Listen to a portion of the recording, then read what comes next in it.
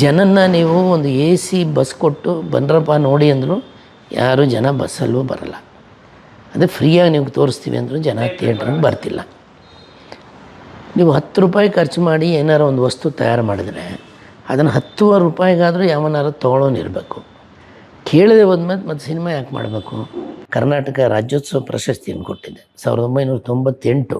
It was very close to the international airport, in between Bengaluru city and international airport. ಈಗ ಶಿವರಾಮ್ ಕಾರಂತರ ಬಡಾವಣೆ ಏನಿದೆ ಅದು ಹೊಂದ್ಕೊಂಡಂಗೆ ಇತ್ತದು. ಇಲ್ಲ, ಸರ್ಕಾರ ವಾಪಸ್ ತೊಗೊಂಡು ಅದೇನೋ ಬೇರೆ ಬೇರೆ ಕೊಡ್ತು. ಹಂಸ್ಲೇಖ್ ಅವ್ರ ಅಣ್ಣ ಗಾನ ಶಾರದಾ ಬಾಲು ಅಂತಿದ್ರು. ಅವರೊಂದು ಗಾನ ಶಾರದಾ ಅಂತ ಒಂದು ವಾದ್ಯಗೋಷ್ಠಿ ಇಟ್ಕೊಂಡಿದ್ರು. ಅವ್ರ ಜೊತೆನೂ ನಾನು ನುಡಿಸಿದ್ದೀನಿ. ಆವಾಗ ಮೆಂಡ್ಲಿನ್ ನುಡಿಸ್ತಾಯಿದ್ರು ಹಂಸ್ಲೇಖ್ ಅವರು. ಅದು ತುಂಬ ನಂದೆಲ್ಲ ಇದ್ದಿದ್ದು ನಮ್ಮ ಗಾಂಧಿನಗರ ಆಫೀಸ್ಗೆ ಒಂದು ಸಲ ನಮ್ಮ ಹುಡುಗ ಹೋಗುವಾಗ ಶುಕ್ರವಾರ ಪೂಜೆ ಮಾಡಿಟ್ಟು ಹೋಗಿದ್ದ.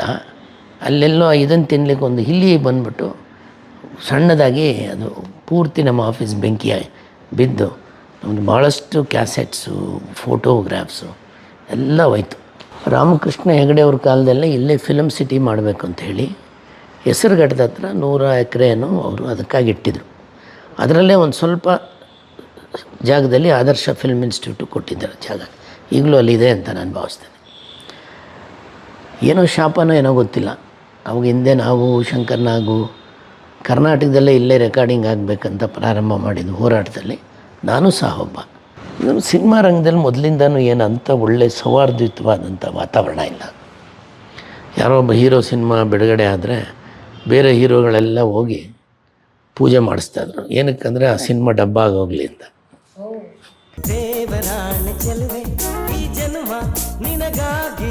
ಹಂಸ್ಲೇಖ್ ಅವ್ರ ಅಣ್ಣ ಗಾನ ಶಾರದಾ ಬಾಲು ಅಂತಿದ್ರು. ಅವರೊಂದು ಗಾನ ಶಾರದಾ ಅಂತ ಒಂದು ವಾದ್ಯಗೋಷ್ಠಿ ಇಟ್ಕೊಂಡಿದ್ರು. ಅವ್ರ ಜೊತೆನೂ ನಾನು ನುಡಿಸಿದ್ದೀನಿ. ಆವಾಗ ಮೆಂಡ್ಲಿನ್ ನುಡಿಸ್ತಾಯಿದ್ರು ಹಂಸ್ಲೇಖ್ ಅವರು. ಮ್ಯೂಸಿಷಿಯನ್ ಆಗಿ ನೀವು ಆರ್ಕೆಸ್ಟ್ರಾಕ್ಕೆ ಬೇರೆ ಬೇರೆ ಆರ್ಕೆಸ್ಟ್ರಾಗಳಿಗೆ ಹೋಗ್ತಿದ್ರಿ. ಆಮೇಲೆ ನಮ್ಮದೇ ಆದಂಥ ತಂಡ ಕಟ್ಕೊಂಡು. ಸುಮಾರು ಎಷ್ಟು ವರ್ಷದ ಸ್ಟ್ರಗ್ಲಿಂಗ್ ಇತ್ತಾ ಅಥವಾ ಸಕ್ಸಸ್ಫುಲ್ ರೇಟ್ ನಿಮಗೆ ತಂತಾನಾಗೆ ಬರ್ತಾ ಹೋಯ್ತಾ ಸರ್? ಹೇಗೆ ನಿಮ್ಮ ಜೀವನ? ನೋಡಿ, ಎಲ್ಲ ರಂಗದಲ್ಲೂ ಸ್ಟ್ರಗ್ಲಿಂಗ್ ಅಂತೂ ಇದ್ದೇ ಇರುತ್ತೆ. ಇಲ್ಲದೇ ಇರೋ ಯಾವುದೋ ರಂಗನೂ ಇಲ್ಲ. ಬಟ್ ಆ ರಂಗದಲ್ಲಿ ನಾನು ಸಕ್ಸಸ್ ಕಂಡಿದ್ದೀನಿ.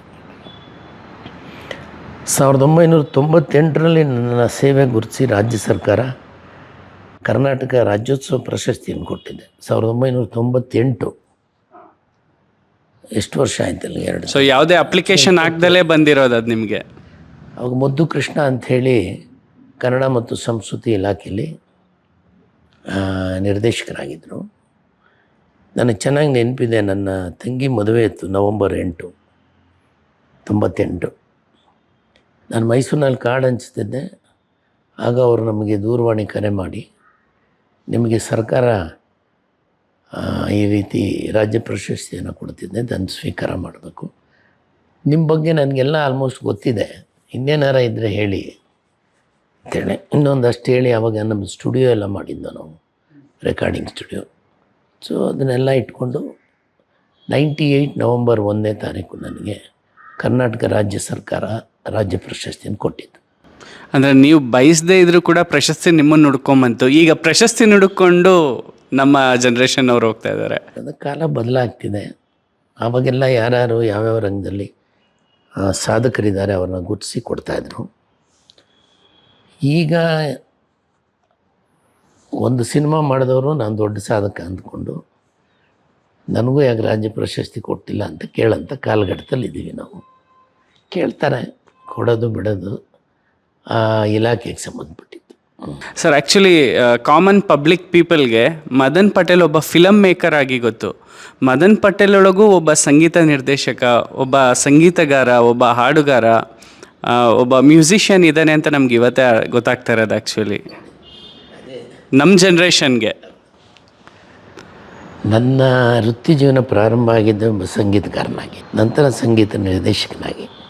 ಸಂಗೀತ ನಿರ್ದೇಶಕನಾಗಿ ನಾನು ಸುಮಾರು ಸಿನಿಮಾ ಮಾಡಿದ್ದೀನಿ. ಬಟ್ಟು ಅಷ್ಟು ಸಕ್ಸಸ್ಸಿವ್ ಆಗಿ ಆಗಲಿ. ಇವತ್ತು ನಾನು ಇಂಡಿಯನ್ ಫಿಲಮ್ದು ಇಂಡಿಯನ್ ಅಂತ ಒಂದು ಸಾಂಗ್ ಇದೆ, ಕೇಳಿರ್ತೀರಿ. ದೇವರಾಜ್ ಅವರು ಅದು ಮಾಡಿರೋದು, ಹೀರೋ ಆಗಿ. ನನ್ನ ಮ್ಯೂಸಿಕ್ ಅದು.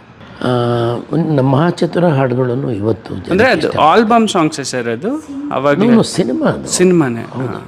ನನ್ನ ಆಲ್ಬಮ್ಸ್ ತುಂಬ ಆಲ್ಬಮ್ಸ್ ಮಾಡಿದ್ದೀನಿ ನಾನು. 170ಕ್ಕೂ ಹೆಚ್ಚು ಆಲ್ಬಮ್ಸ್ ಇದೆ.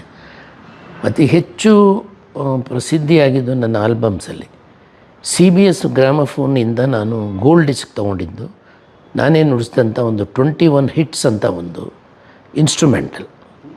ನಂತರ 3 ವಾಲ್ಯೂಮ್ ಮಾಡಿದ್ದು ನಾನು ಜಾನಪದ ಡಿಸ್ಕೋ. ಈ ಜಾನಪದ ಗೀತೆಗಳನ್ನು ಆ ಕಾಲದಲ್ಲೇ ನಾವು ಡಿಸ್ಕೋಗೆ ಅಳವಡಿಸಿ ಮಾಡಿದ್ದು. ಜಾನಪದ ಡಿಸ್ಕೋ ವಾಲ್ಯೂಮ್ 1, 2, 3 ಅಂತ.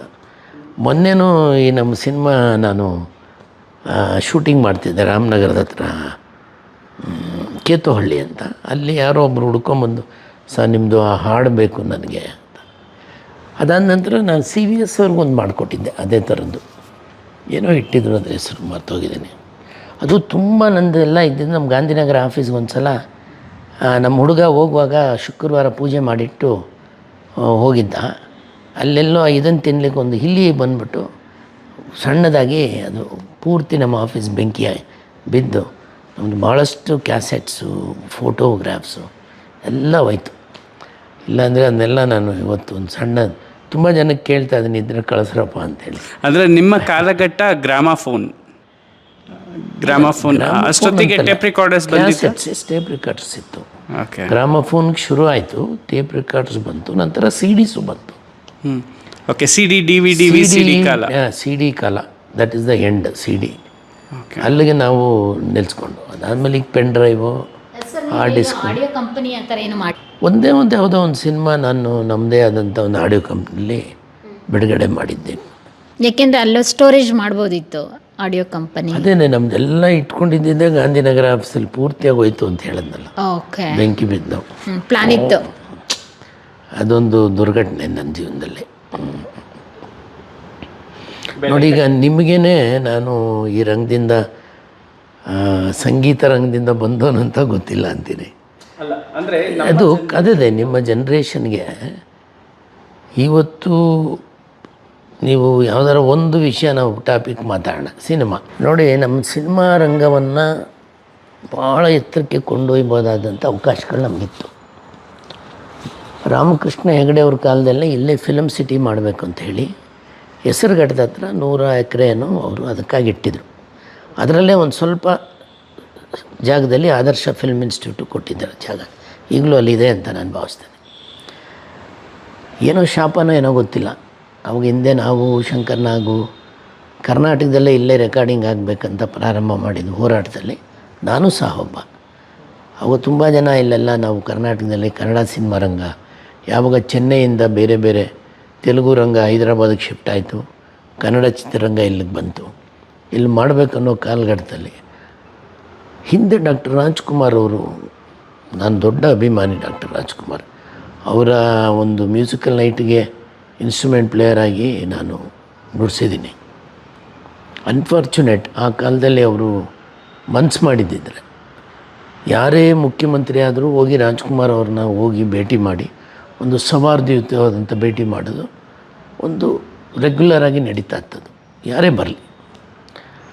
ಆವಾಗ ರಾಜ್ಕುಮಾರ್ ಅವ್ರು ಮನ್ಸು ಮಾಡಿ, ನೋಡ್ರಪ್ಪ ಇಲ್ಲೇ ಡಾಕ್ಟರ್ ರಾಜ್ಕುಮಾರ್ ಬಡಾವಣೆ ಅಂತ ಮಾಡಿ ನಮ್ಮ ಕಲಾವಿದರಿಗೆ ಎಲ್ರಿಗೂ ಒಂದೊಂದು ಸೈಟ್ ಕೊಡಿ ಅಂತ ಹೇಳಿದ್ದಿದ್ರೆ ಇಷ್ಟೊಂದು ಡಾಕ್ಟರ್ ರಾಜ್ಕುಮಾರ್ ಬಡಾವಣೆ ಇಲ್ಲೇ ಎಲ್ಲೋ ಹತ್ತಿರದಲ್ಲಿ ಇರೋದು, ಅದಷ್ಟು ದೊಡ್ಡದು.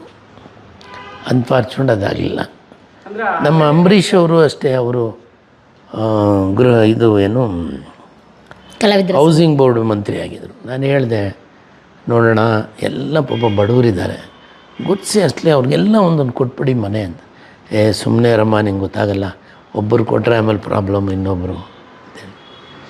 ಈ ರೀತಿ ನಮ್ಮ ರಂಗ ಇಲ್ಲೇ ಆಗಿದ್ದಿದ್ರೆ ಬೆಂಗಳೂರಿನಲ್ಲಿ film city, it was very close to the international airport, in between Bengaluru city and international airport. ಈಗ ಶಿವರಾಮ್ ಕಾರಂತರ ಬಡಾವಣೆ ಏನಿದೆ ಅದು ಹೊಂದ್ಕೊಂಡಂಗೆ ಇತ್ತದು. ಏನೋ ಯಾರೂ ಅಂತ ಇಂಟ್ರೆಸ್ಟ್ ತೊಗೊಳ್ಳಿಲ್ಲ. ಪ್ರಾಪರ್ಟಿ ಮತ್ತೆ ಸರ್ಕಾರ ವಾಪಸ್ ಇಲ್ಲ, ಸರ್ಕಾರ ವಾಪಸ್ ತೊಗೊಂಡು ಅದೇನೋ ಬೇರೆ ಬೇರೆ ಕೊಡ್ತು. ಈಗೇನೋ ಸಿದ್ದರಾಮಯ್ಯ ಅವರು ಮೈಸೂರು ಅವರ ಕ್ಷೇತ್ರದಲ್ಲಿ ಮಾಡಬೇಕು ಅಂತೇಳಿ ಒಂದು ಮಾಡಿದ್ದಾರೆ. ಅದು ಎಲ್ಲಿಗೆ ಹೋಗಿ ಮುಟ್ಟುತ್ತೋ ನಮಗಂತೂ ಗೊತ್ತಿಲ್ಲ. ಯಾಕಂದರೆ ಸಿನಿಮಾ ರಂಗ ನೋಡಿ, ಒಂದು it's a biggest unorganised industry ಅದು. Unorganised, it's most unorganised industry.